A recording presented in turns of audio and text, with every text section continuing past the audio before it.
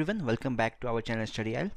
तो आज हम लोग कोऑर्डिनेट ज्योमेट्री एमसीक्यूज का सेकंड पार्ट करने वाले हैं। तो फर्स्ट पार्ट में हम लोगों ने क्वेश्चन नंबर 1 से लेकर 10 तक कवर किया था। ये जो है basically R D Sharma MCQ coordinate geometry का सेकंड पार्ट है। जिसने पहले फर्स्ट पार्ट नहीं देखा, पहले फर्स्ट पार्ट को देख लो, ठीक है, फिर सेकंड पार्ट देखना।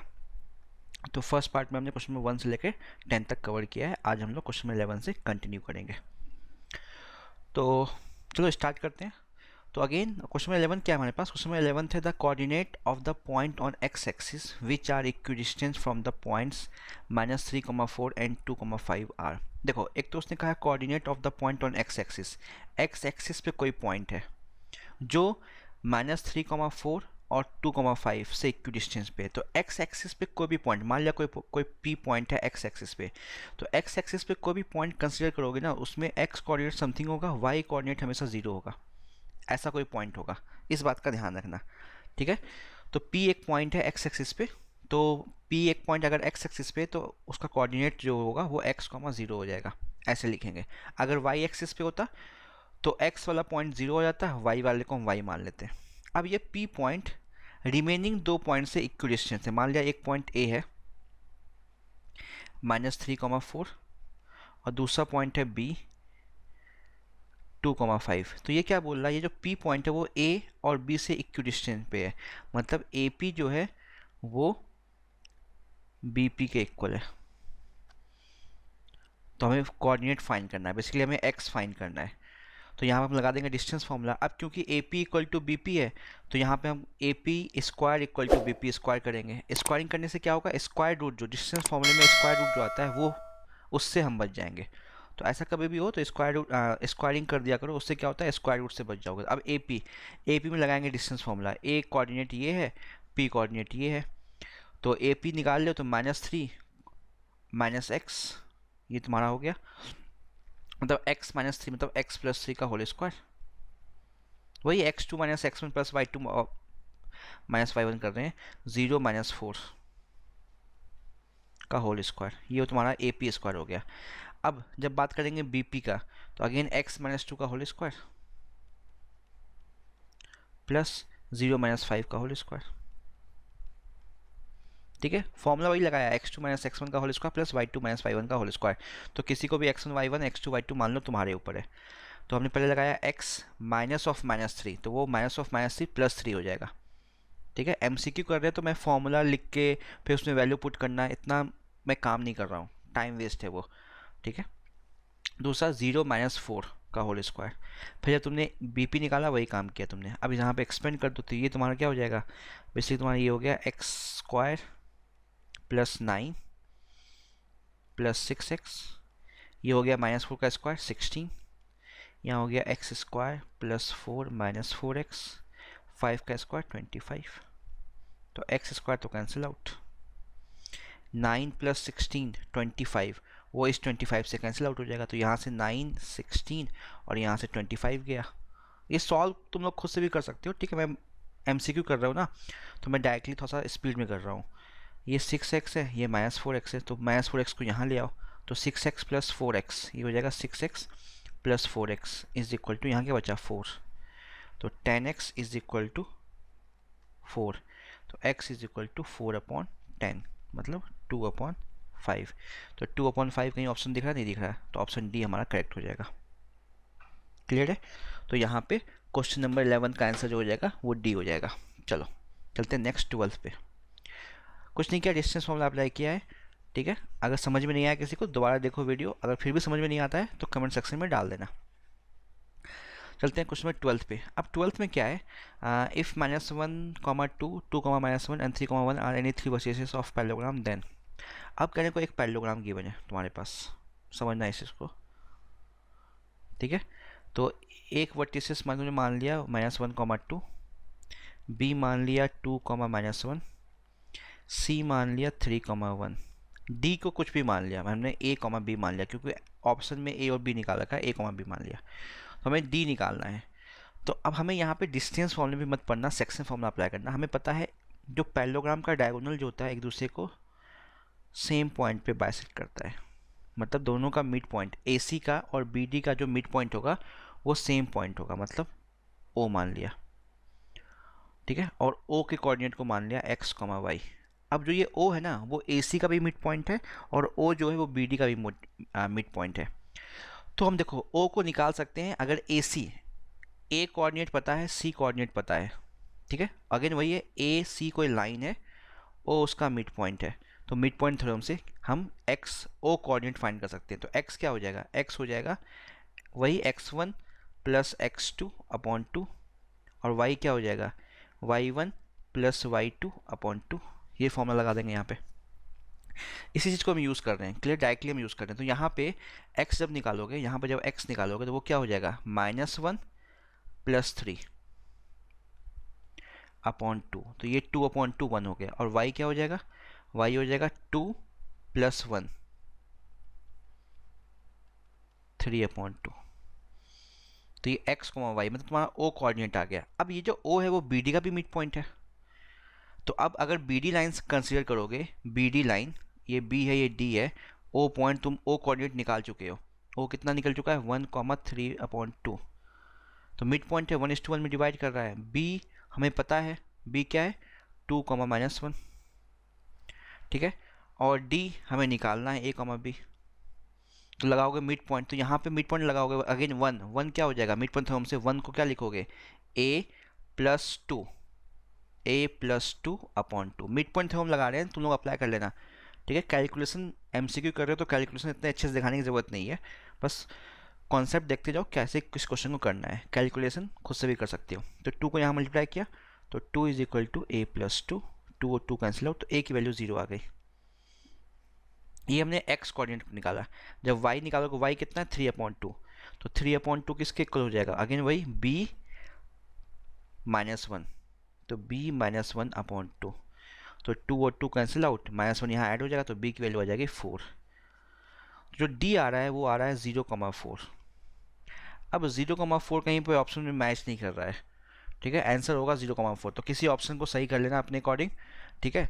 बुक में आंसर देख लेना, बुक में आंसर क्या गिवन है, बुक में आंसर सी गिवन है, तो सी को सही कर लो, सी को कर लो 0,4, 0,4 तुम्हारा आंसर हो जाएगा यहाँ पे। तो यहाँ कोई ऑप्शन मैच नहीं कर रहा है, तो एक तो या तो ई ऑप्शन लिख लो 0,4, इसमें टिक मार लो, या ऑप्शन सी को सही कर लो, ए को 0 बी को 4 कर लो, क्लियर है, ऐसे करोगे क्वेश्चन, क्लियर है। तो इस टाइप का क्वेश्चन एग्जाम में आता है, ध्यान रखना। लेकिन हाँ एमसीक्यू में नहीं आता है, 3 या 4 मार्क्स के क्वेश्चन में आता है, लेकिन आना चाहिए। अगर किसी को समझ में नहीं आया तो वीडियो को दोबारा देखो, अगर प्रॉब्लम होता है फिर भी तो कोई बात नहीं, कमेंट सेक्शन में डालो, उसको हम कभी देखेंगे फिर से, टाइम जब भी मिलेगा। 13 पे आते हैं। 13 क्या है, if a 5,3, b 11,-5 and p 12, are the vertices of right angle triangle at p, then y की वैल्यू पूछी गई है, y क्या होगा, राइट एंगल ट्राइंगल गिवन है।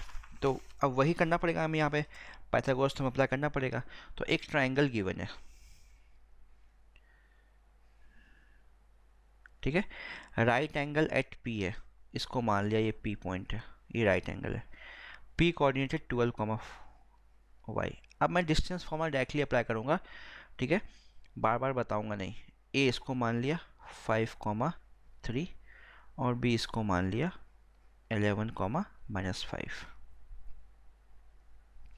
ठीक है।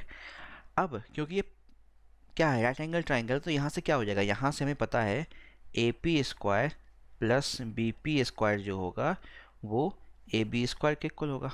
ये हमें पता है कि A P square plus B P square is equal to A B square होगा। अब इसी चीज़ को यूज़ करेंगे, तो ए पी स्क्वायर निकालो, बी पी स्क्वायर निकालो और ए बी स्क्वायर निकालो, इक्वेट कर दो। तो ए पी स्क्वायर मतलब ए पी में डिस्टेंस फॉर्मूला, तो वही x2 - x1, तो 12 - 5 कर दिया हमने, ठीक है। मैं यहाँ पे लिख रहा हूँ 12 - 5 का होल स्क्वायर प्लस y - 3 का होल स्क्वायर प्लस ये तुम्हारा हो गया ए पी स्क्वायर। अगर ए पी निकालते तो यहाँ पे स्क्वायर रूट लग जाता, क्योंकि ए पी स्क्वायर निकालने तो स्क्वायर रूट हट गया, ये पता हो चल गया होगा। किसी को पता नहीं पता है तो फर्स्ट पार्ट देखो, वहाँ से समझ में आ जाएगा। बी पी निकालोगे, ये बी पी है, अगेन 12 - 11 कर लो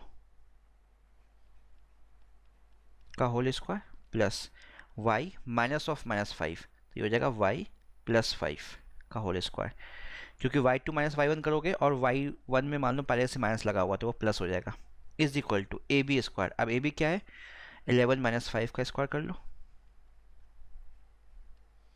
प्लस -5 कॉमा -3 का स्क्वायर, ये कर लिया हमने। अब इसको सॉल्व करते हैं। तो 12 माइनस 5 मतलब 7, 7 का स्क्वायर करना है यहाँ पे, तो 7 का स्क्वायर 49 हो गया। मैं थोड़ा डायरेक्टली कर रहा हूँ। y माइनस थ्री का होल स्क्वायर, तो एक्सपेंड किया इसको, y माइनस थ्री का होल स्क्वायर को हमने यहाँ पे एक्सपेंड किया, तो ये हमारा क्या हो जाएगा,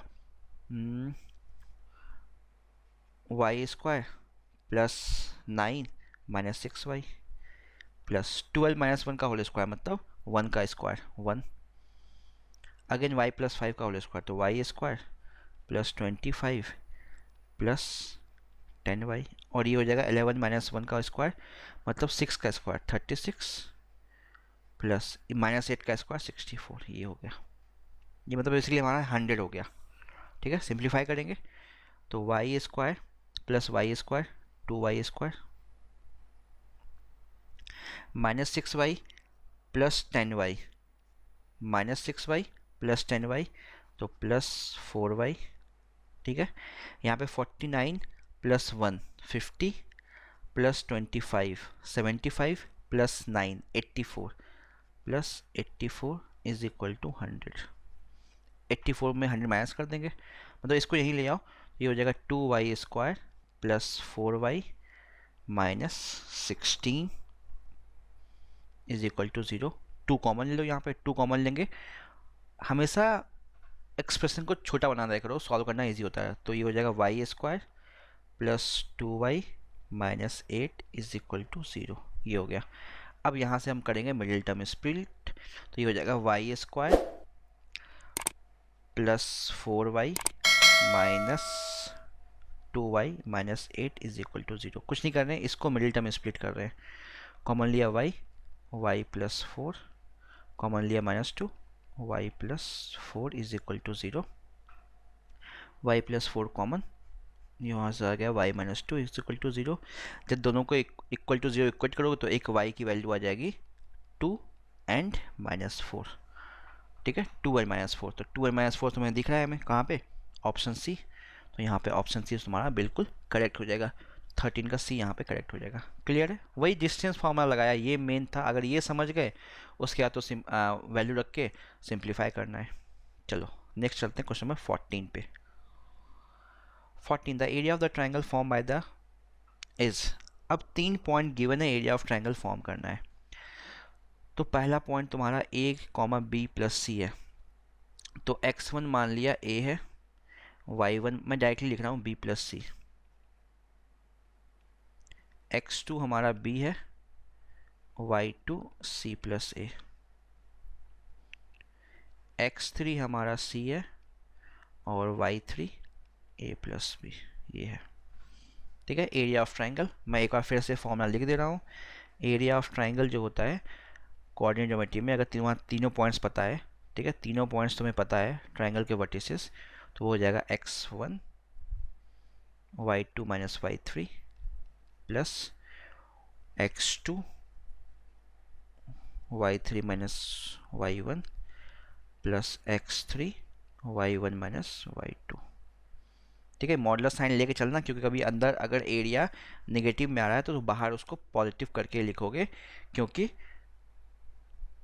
नेगेटिव में हम नहीं रखते हैं, एरिया को पॉजिटिव में रखते हैं, इस बात का ध्यान रखना। अब यहाँ से x1 x2 x3 y1 y2 y3 पता है हमें, वहाँ पे पुट कर दो। तो यहाँ पे हम सॉल्व कर रहे हैं इसको। हाफ x1 हमारा a है, y2 माइनस y3, ये y2 है ये y3 है। ठीक है, तो y2 माइनस y3, तो c plus a minus a plus b। जब इसको माइनस करोगे ना, करके देख लेना, तो ये बचेगा यहाँ पे c माइनस b, ये बचेगा c माइनस b। मैं डायरेक्टली लिख रहा हूँ इस चीज़ को, बोलते जा रहा हूँ, उसको नोट डाउन करते जा। यहाँ पे फिर आया x2, x2 क्या हमारा b, तो b को सब्स्टिट्यूट करो। फिर क्या y3 माइनस y1, तो y3 क्या है a प्लस b, y1 क्या है b प्लस सी, तो a प्लस b माइनस सी, तो b और b कैंसिल आउट हो जाएगा, ये हो जाएगा a माइनस सी। ठीक है, a माइनस सी आ जाएगा ये। फिर x3 है c y1 माइनस y2, तो b प्लस सी माइनस सी प्लस ए, तो माइनस साइन की वजह से c कैंसिल आउट हो जाएगा, ये हो जाएगा b माइनस ए। ठीक है, सिंप्लीफाई करो इसको, हाफ अंदर आ गया A C minus A B plus A B minus B C plus B C minus A C, तो A C cancel out, minus A B minus B C 0 आ गया, तो इसका आंसर हो जाएगा 0, 14 का डी। क्लियर है, बस वैल्यू इतना डिफिकल्ट नहीं है कोऑर्डिनेट ज्योमेट्री, सिंपल 3 फॉर्मूले हैं, 3 फॉर्मूले याद करो, उसके बाद सिर्फ वैल्यू पुट करना होता है और कुछ नहीं करना होता है, बस सिंप्लीफाई में थोड़ा ध्यान रखना। अगेन क्वेश्चन में 15 में क्या है, 3 पॉइंट्स गिवन है, उन्होंने कहा कोलिनियर है, तो एक्स के लो निकालो, तो अगर पॉइंट्स कोलिनियर तो एरिया ऑफ ट्रायंगल क्या हो जाएंगे, एरिया ऑफ ट्रायंगल हो जाएगा 0, एरिया ऑफ ट्रायंगल जो हो जाएगा वो 0 हो जाएगा अगर पॉइंट्स कोलिनियर है। तो वही फॉर्मूला, तो यहाँ पे अगेन मैं x1 लिख लेता हूँ, x1 जो है हमारा है वो x है, y1 जो है वो 2 है, x2 minus 3, y2 minus 4, x3 7, y3 minus 5। Area of triangle 0 होगा तो मैं डायरेक्टली लिख रहा हूँ, तो एरिया ऑफ ट्रायंगल 0 है मतलब हाफ x1 यहाँ पे आएगा, तो x1 क्या है x, तो x आया, नेक्स्ट क्या आता है y2 माइनस y3, तो -4 माइनस ऑफ -5। ठीक है, तो ये तुम्हारा हो जाएगा -4 माइनस ऑफ -5 प्लस 5 हो जाएगा, प्लस नेक्स्ट आएगा x2 है -3। ठीक है, नेक्स्ट होगा y3 माइनस y1, तो y3 माइनस 5, y1 माइनस 2, तो ये हो जाएगा -5 माइनस 2। एरिया ऑफ ट्राइंगल जो हमने ऊपर अभी क्वेश्चन किया था उसी में वैल्यू सब्स्टिट्यूट करो बस। नेक्स्ट है x3 7, जिसको फॉर्मूला याद नहीं है पहले फॉर्मूला याद करो, इंपॉर्टेंट फॉर्मूला है ये, y1 माइनस y2, तो y1 2, y2 माइनस 4, तो 2 माइनस 4 ये हो जाएगा +4। क्यों, क्योंकि एक माइनस पहले से फॉर्मूले में भी माइनस आता था +4, ये इक्वल टू 0 होगा, तो इस 2 को यहाँ मल्टीप्लाई कर दिया 0 से, वो 0 सिंप्लीफाई किया, तो +5 माइनस 4 +1, तो ये हो गया x, -5 माइनस 2 -7 को मल्टीप्लाई किया -3 से, तो +21, और ये 6 + 7 42 इज इक्वल टू 0। क्लियर है, तो ये हो गया x + 63 is equal to 0, x की वैल्यू हो गई -63। ये तुम्हारा आंसर हो गया। चलो C आ गया 15, चलते हैं नेक्स्ट 16 पे। कुछ नहीं किया हमने, जो ऊपर क्वेश्चन किया था एग्जैक्टली वही है। ठीक है, अब देखो 16 पे आते हैं, तो 16 में एक सेकेंड, देखो 16 में क्या है, पॉइंट देखो सेम है, 15 और 16 का पॉइंट सेम है, T और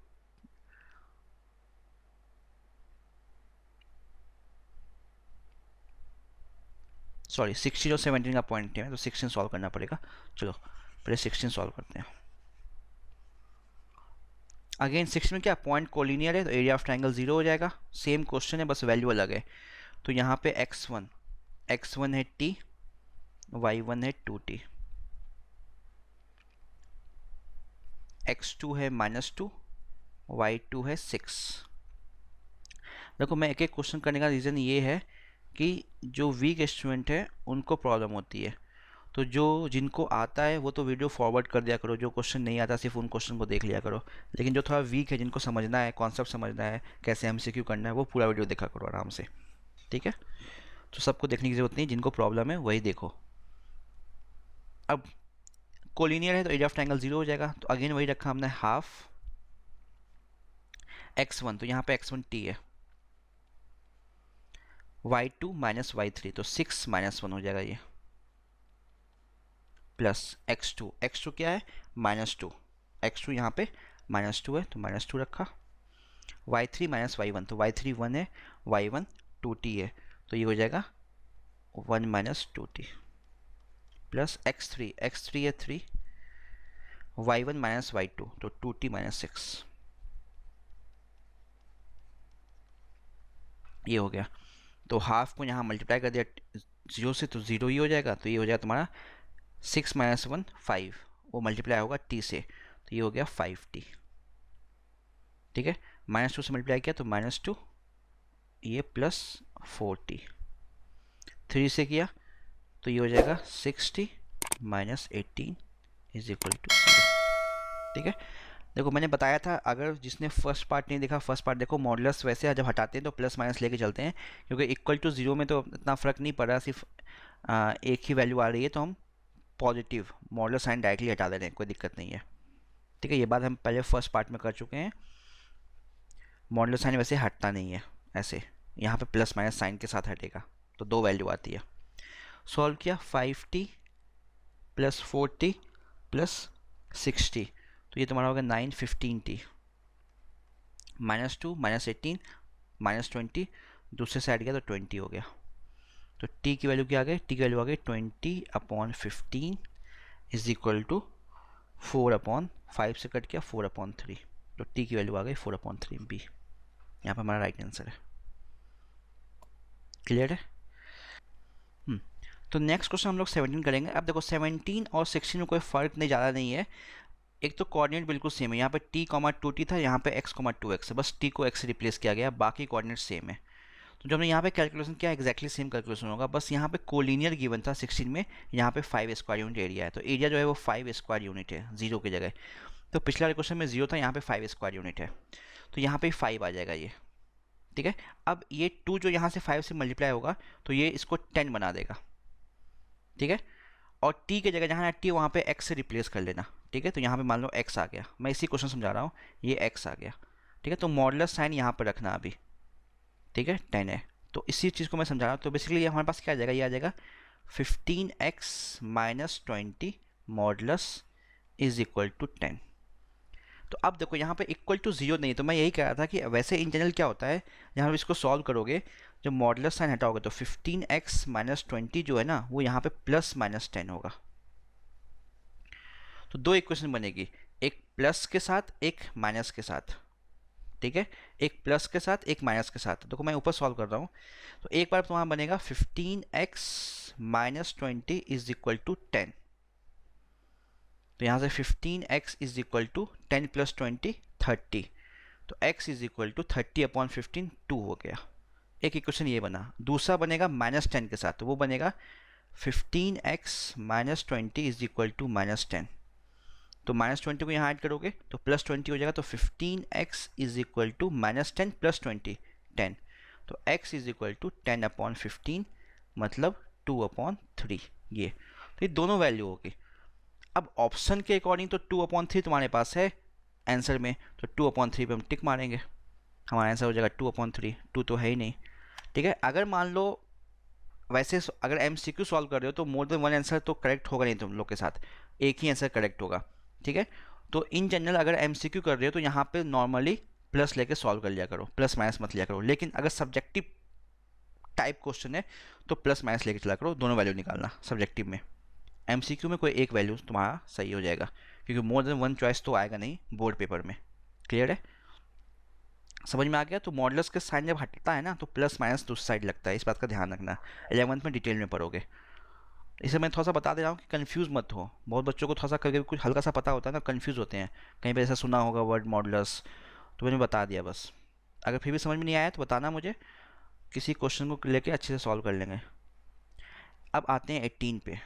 18 पे इफ़ द पॉइंट्स a, 0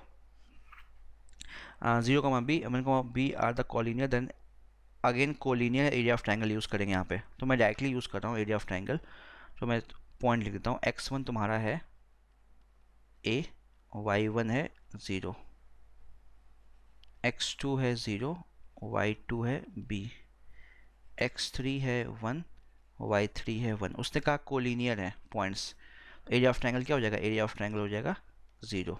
तो लगाओ हाफ x1, तो x1 है a, y2 - y3 तो b - 1 प्लस x2, x2 0 है, तो 0 को कुछ भी मल्टीप्लाई करोगे तो 0 ही आएगा, छोड़ दिया x2 को। नेक्स्ट x3, x3 1 है, और इसमें आ जाएगा y1 - y2 तो 0 - b पॉइंट कोलिनियर तो इक्वल टू 0, तो 2 को यहाँ 0 से मल्टीप्लाई कर दिया तो 0 ही हो जाएगा। तो ये आ गया तुम्हारा ए बी माइनस ए, ये तो 0 ही हो गया, और ये हो गया minus B is equal to 0। Modulus sign हटा दें यहाँ पर डायरेक्टली, इतना मत सोचो। तो A B is equal to A plus B, इन दोनों को हम इस साइड ले आए, ए प्लस बी। अब उसने पूछा है 1 अपॉन ए प्लस 1 अपॉन बी का वैल्यू, तो हमने क्या किया, ए बी से डिवाइड कर दिया, दोनों साइड इक्वेशन को कर सकते हैं, सेम काम दोनों साइड कर सकते हैं। तो A B upon A B तो 1 हो गया, ये 1 आ गया। ए अपॉन ए बी तो ये हो गया 1 अपॉन बी, ये हो गया 1 अपॉन ए। तो 1 अपॉन ए प्लस 1 अपॉन बी क्या आ गया, 1। हमारा आंसर यहाँ पे 1 हो जाएगा, 18 का ए करेक्ट हो जाएगा। ठीक है, तो ये क्वेश्चन इस टाइप का भी कभी कभी एग्जाम में देते हैं, बच्चे कंफ्यूज करते हैं। ठीक है, तो ध्यान रखना इस चीज़ को, इम्पॉर्टेंट है ये क्वेश्चन। चलते हैं 19, सेंट्रॉइड ऑफ द ट्राइंगल। अब 19 में सेंट्रॉइड की बात हुई, चलो कोई बात नहीं। तो अगेन सेंट्रॉइड क्या होता है, अगर ट्राइंगल का तीनों वर्टिसेस हमारे पास है, उन तीनों का सम अपॉन 3। तो मान लो जैसे यहाँ पे अगर एक वर्टिसेस ट्राइंगल का ए मान लिया 4,-3 है, एक वर्टिसेस मान लिया बी -9,7 है, और एक मान लिया सी 4, नहीं गिवन है, तो मान लिया x, y है। लेंदी क्वेश्चन थोड़ा सा ये, x, y मान लिया। सेंट्रॉइड यहाँ कहीं पे मान लिया जी, वो है 1,4। तुम्हें निकालना है एरिया ऑफ ट्राइंगल। तो एरिया ऑफ ट्राइंगल निकालने के लिए तो तीनों वर्टिसेस चाहिए, तो थर्ड वर्टिसेस तो है नहीं, तो तुम्हें पहले ये निकालना पड़ेगा। ये निकालोगे, इसमें लगाओगे सेंट्रॉइड का फॉर्मूला। तो सेंट्रॉइड का फॉर्मूला में जो x कोऑर्डिनेट होता है, x जो होता है वो क्या होता है, x1 plus x2 plus x3 upon 3। मैं सिर्फ फॉर्मूला लिख रहा हूँ। और y जो होता है y1 plus y2 plus y3 upon 3। x1 x2 x3 वही ट्राइंगल के vertices, y1 y2 y3, y coordinate जो ट्राइंगल का वर्टिसेस है वो। तो यहाँ पे सेंट्रॉइड गिवन है 1,4। देखो सेंट्रॉइड गिवन है 1,4, तो 1 क्या है, x को रिप्रेजेंट कर रहा है, 4 y को। तो यहाँ पर हमने रखा 1 इज इक्वल टू x1 रख लिया 4 जो गिवन है 4, प्लस x2 रख लिया -9, प्लस x3 को x मान लिया अपॉन 3। इसको सॉल्व किया, -5 3 सॉल्व होने के बाद तुम्हारा ये आ जाएगा +8। तो x की वैल्यू यहाँ पे 8 आ जाएगी। मैं थोड़ा डायरेक्टली कर रहा हूँ। जब y निकालोगे तो y यहाँ पे y कोऑर्डिनेट क्या है, 4 है, तो यहाँ 4 रखोगे। अगेन y1 -3, y2 7, y3 तो y है अपॉन 3। यहाँ y को सॉल्व करोगे तो ये 12 4 8, तो y की वैल्यू भी 8। मतलब ये कोऑर्डिनेट तुम्हारा 8,8, ये भी 8,8 आ गया। अब एरिया ऑफ ट्राइंगल निकालना है, तो अगेन वही एरिया ऑफ ट्राइंगल का फॉर्मूला लगा दोगे।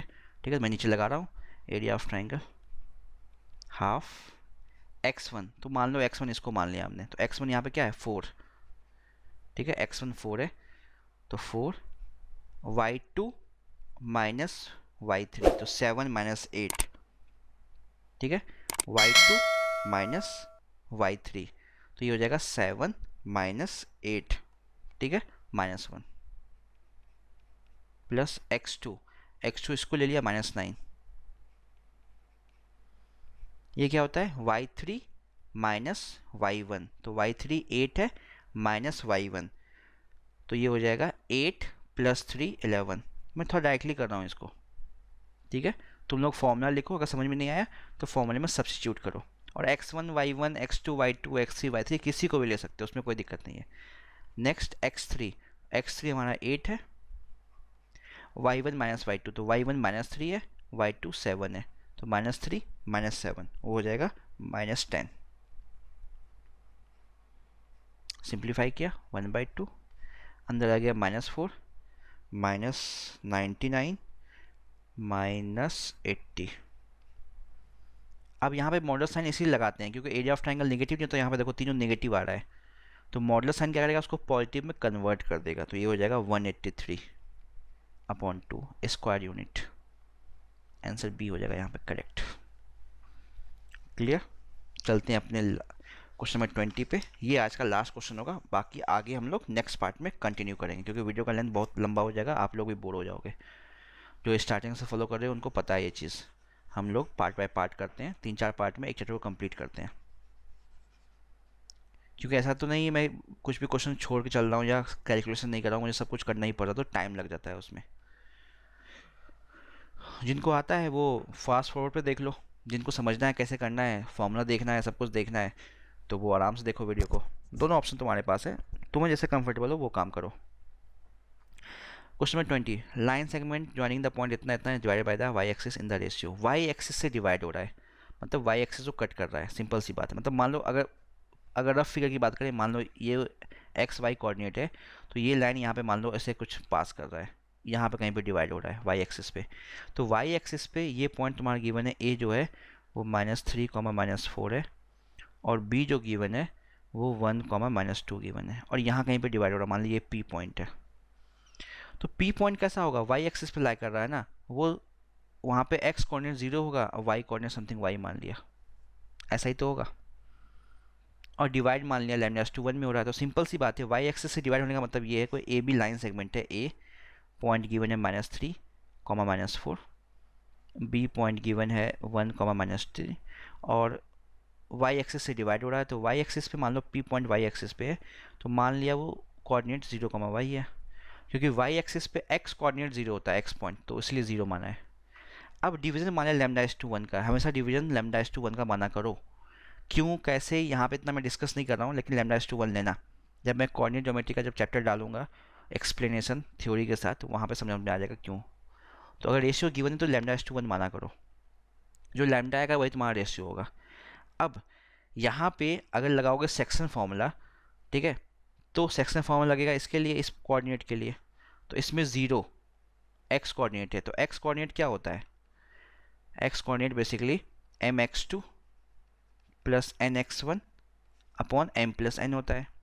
तो यहाँ पे x कोऑर्डिनेट 0 है, m का काम लैम्डा कर रहा है, n का काम 1 कर रहा है, x2 1 है, x1 -3 है, बस रखो। तो x यहाँ पे क्या है, ये 0, m क्या है लैम्डा, तो ये लैम्डा जो है वो मल्टीप्लाई होगा 1 से, तो 1 इंटू लैम्डा, लैम्डा हो जाएगा। n क्या है 1, वो मल्टीप्लाई होगा x1 से, वो -3 है, तो ये हो जाएगा -3 अपॉन लैम्डा प्लस 1। तो लैम्डा प्लस 1 को 0 से मल्टीप्लाई कर दो तो 0 हो जाएगा, तो lambda -3 is equal to 0, lambda -3 is equal to 0, तो लैम्डा इज इक्वल टू 3। तो लैम्डा की वैल्यू हम बोल सकते हैं 3/1 है, तो रेशियो यही हो जाएगा 3:1, इसी को कहेंगे, यही हमारा रेशियो होगा 3:1। ऑप्शन सी यहाँ पे करेक्ट हो जाएगा, ठीक है। तो बस रेशियो निकालना था 3:1, क्लियर है। तो आज ये सेकंड पार्ट कंप्लीट हो गया, तो आज हम लोग क्वेश्चन नंबर 20 तक करेंगे, थर्ड पार्ट में फिर 20 के आगे कंटिन्यू करेंगे, क्लियर है। तो चलो, अगर कहीं पे डाउट हो रहा है तो वीडियो को दोबारा देख लो, फिर भी समझ में नहीं आता तो कोई बात नहीं, कमेंट सेक्शन में डाल दो, तो कभी भी मुझे मौका मिलेगा उस टाइप के क्वेश्चन को मैं लेके समझा दूंगा अच्छे से, क्लियर है। चलो, तो अगर वीडियो पसंद आ रहा है, अच्छा लग रहा है तुम्हें चैनल, तो वीडियो को लाइक करो, शेयर करो। जिन लोगों ने चैनल को सब्सक्राइब नहीं किया, अगर चैनल पसंद आया तो चैनल को सब्सक्राइब कर देना, और बेल आइकन भी दबा दो, जैसे ही नया वीडियो अपलोड हो तो नोटिफिकेशन आप तक पहुंच जाए, वीडियो मिस नहीं होना चाहिए, क्लियर है। तो जल्दी मिलते हैं अपने नेक्स्ट वीडियो में, तब तक के लिए गुड बाय, टेक केयर।